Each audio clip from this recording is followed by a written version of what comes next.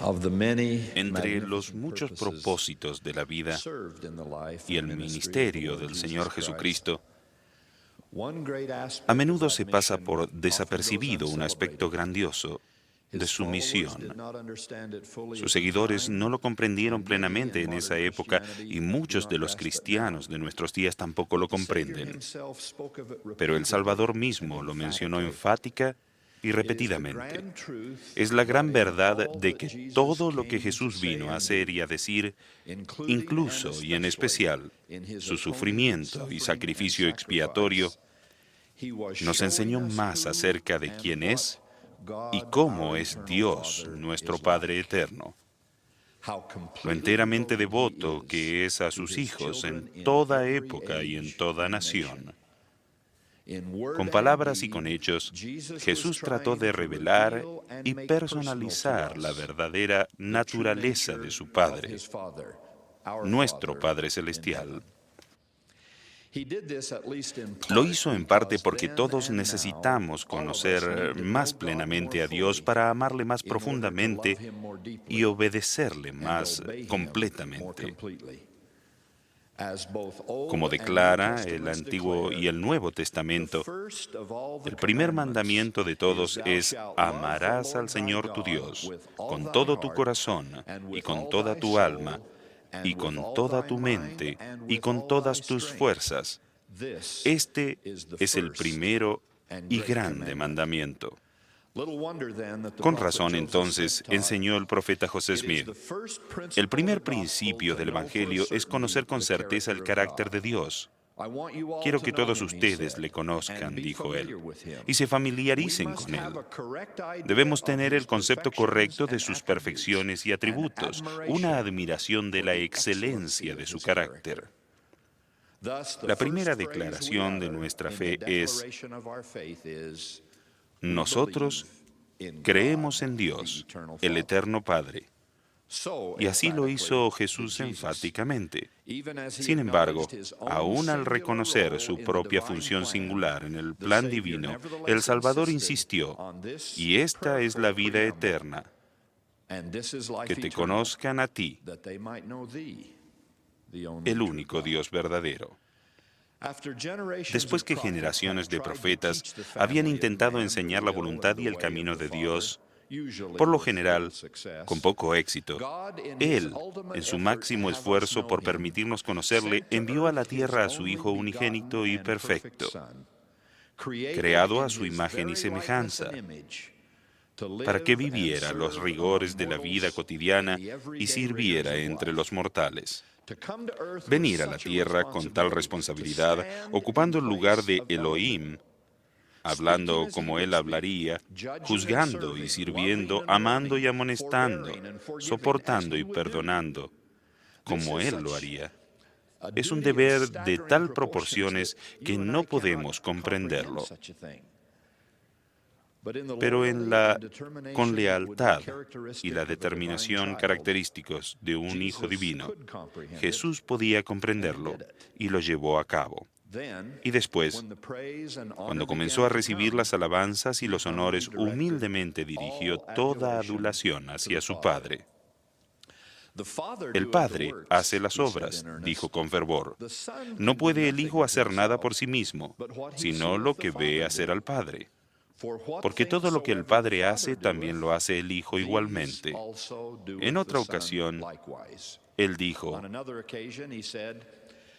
yo hablo lo que he visto cerca del Padre. Nada hago por mí mismo, sino que según me enseñó el Padre. He descendido del cielo no para hacer mi voluntad, sino la voluntad del que me envió.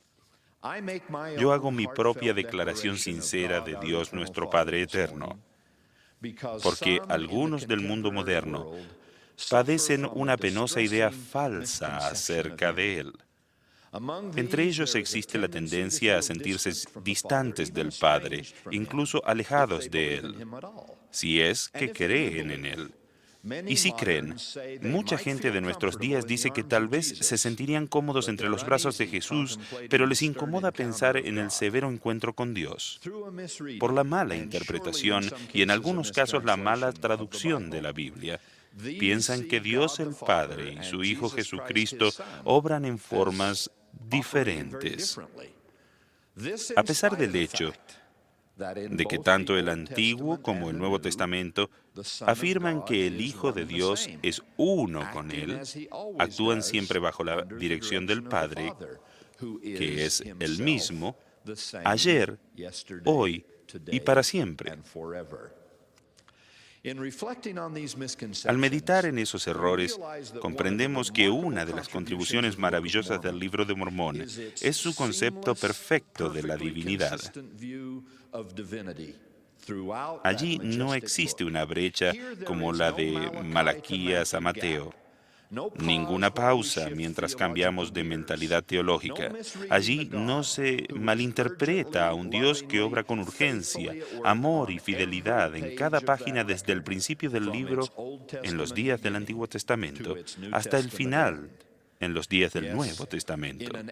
Sí, en un esfuerzo por restaurar al mundo las verdades de la Biblia y el concepto correcto de la Trinidad, lo que tenemos en el Libro de Mormón es una perspectiva uniforme de Dios en toda su gloria y bondad, su riqueza y complejidad, especialmente demostrada con la reaparición personal de Jesucristo, su Hijo unigénito. Cuán agradecidos estamos por todas las Escrituras, en especial las de la Restauración, que nos enseñan la grandeza de los miembros de la Trinidad. Cómo nos encantaría que todo el mundo recibiera y aceptara el concepto del Padre que se describe en forma tan conmovedora en la Perla de Gran Precio.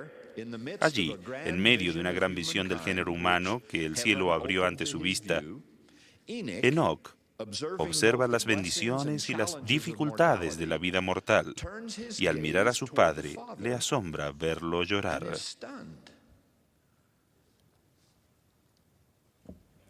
To see him weeping.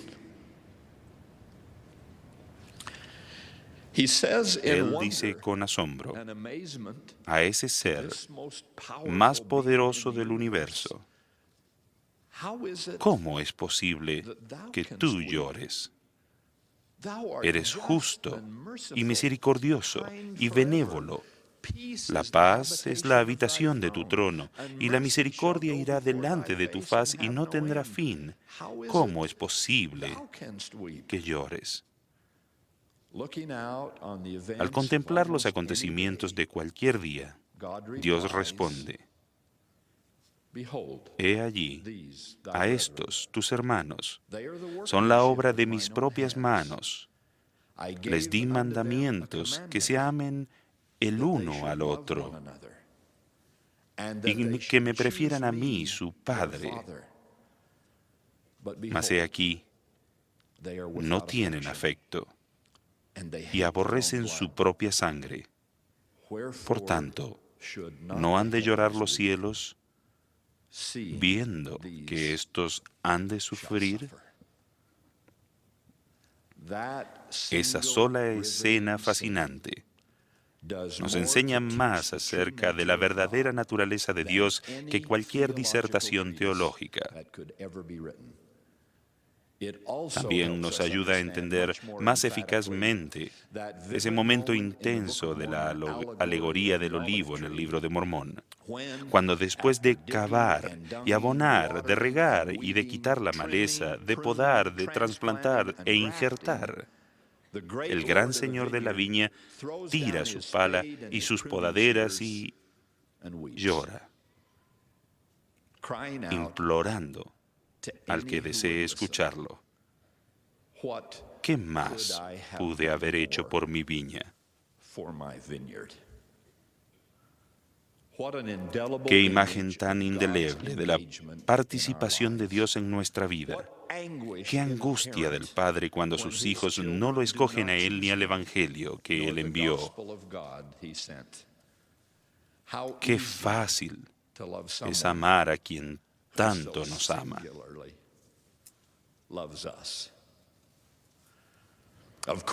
Claro que el alejamiento por tantos siglos de la creencia en un Padre tan perfecto y amoroso se ha acrecentado con los credos humanos de generaciones erradas que describen a Dios como un ser desconocido y no conocible, sin forma ni pasiones, esquivo, etéreo, de todas partes y en ninguna parte.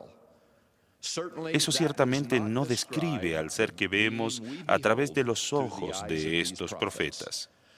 Tampoco concuerda con Jesús de Nazaret, vivo y encarnado, que fue y está en el resplandor de su gloria y la imagen misma de su Padre. En ese sentido, Jesús no vino a mejorar el concepto de Dios para con el hombre, sino el concepto del hombre acerca de Dios,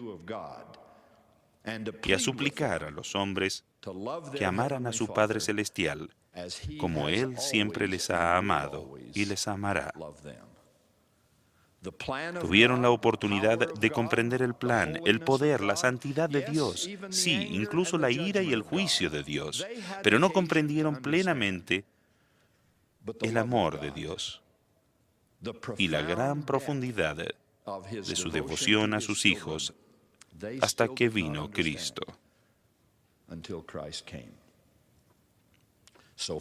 Al alimentar al hambriento, sanar al enfermo, reprender la hipocresía, suplicar por fe, Cristo demostró cómo es el Padre, que es misericordioso y lleno de gracia, tardo en airarse, sufrido y lleno de bondad. Con su vida, y especialmente con su muerte, Cristo declaró: esta compasión que les estoy demostrando es mía y también de mi Padre. Con la manifestación de ese Hijo perfecto, del amor de su Padre perfecto, con su mutuo sufrimiento y pesar por nuestros pecados y por nuestros dolores, percibimos el verdadero significado de la declaración. Porque de tal manera amó Dios al mundo, que ha dado a su Hijo unigénito, para que todo aquel que en Él cree no se pierda, mas tenga vida eterna. Porque no envió Dios a su Hijo al mundo para condenar al mundo, sino para que el mundo sea salvo por Él. Este día, mi testimonio personal de un Dios personal y viviente que conoce nuestro nombre, escucha nuestras oraciones y nos ama eternamente como hijos de su Espíritu. Testifico que entre las grandes y complejas tareas del universo, Él busca nuestra felicidad individual por encima de todo asunto divino. Fuimos creados a su imagen y semejanza, y Jesús de Nazaret, su Hijo, unigénito en la carne, vino a la tierra como la manifestación perfecta y mortal de su grandiosidad. Además del testimonio de los antiguos, también tenemos el milagro moderno de Palmira, la aparición de Dios el Padre y de su Hijo Jesucristo, su Hijo amado, el Salvador del mundo, al joven profeta José Smith. Testifico de esa aparición y con las palabras de ese profeta yo también declaro: nuestro Padre Celestial es más liberal en sus conceptos y más extenso en sus misericordias y bendiciones de lo que estamos dispuestos a creer o recibir. Dios no tolera el pecado, pero cuanto más nos acercamos a nuestro Padre Celestial, tanto más habrá en nosotros la disposición de sentir misericordia hacia las almas que están pereciendo. Sentiremos el deseo de llevarlas sobre nuestros hombros y echar sus pecados a nuestras espaldas. Doy testimonio de un Dios que tiene hombros así. y en el espíritu del santo apostolado. Digo como dijo un apóstol de la antigüedad: en esto consiste el amor, no en que nosotros hayamos amado a Dios, sino en que Él nos amó a nosotros y envió a su Hijo en propiciación por nuestros pecados.